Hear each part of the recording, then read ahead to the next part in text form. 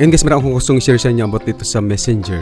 Kung halimbawa ganito yung Facebook Messenger ninyo, na puro loading lang siya, na hindi siya mag-open, so ano ba yung gagawin natin? Marami kasi ako nababasa na sinasabi nila na stop na daw yung Messenger.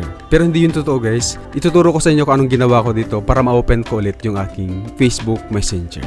So unang gagawin natin guys, punta tayo sa Play Store para i-check natin kung updated yung ating Facebook Messenger. So nakikita natin na updated yung ating Facebook Messenger kasi nakalagay dito na open.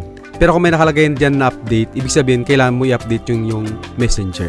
So since updated yung ating Messenger, yun guys ang susunod na gawin natin, punta po tayo sa setting nating cellphone.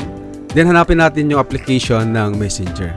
So para mahanap natin, para dun sa mga Vivo user, hanapin natin yung apps. Ito siya guys. Then i-click lang natin itong Messenger. Then hanapin natin yung storage and cache. Ito siya guys. Then click natin yung clear cache. Then clear storage. Then delete. Ganun guys, pupunta tayo sa Messenger natin para i-reconnect natin dun sa ating Facebook. And then click natin yung continue para makakorek dun sa ating Facebook account. Continue. And so depende sa inyo to guys kung i-allow nyo o don't allow. Pero kung gusto nyo hindi makatanggap ng notification from Facebook, so i-click natin itong don't allow. Pero sa akin, allow. Then save your login info. So click natin yung save para pag nag-open tayo ng Messenger, hindi na natin kailangan i-login yung ating Facebook account. And so ang pipiliin ko dito guys yung not now kasi ayaw kong i-connect yung mga contact number ko dito sa Messenger. So not now.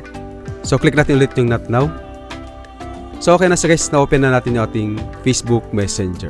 So gawin nyo lang to para makakonect ulit yung Messenger niyo dun sa inyong Facebook account.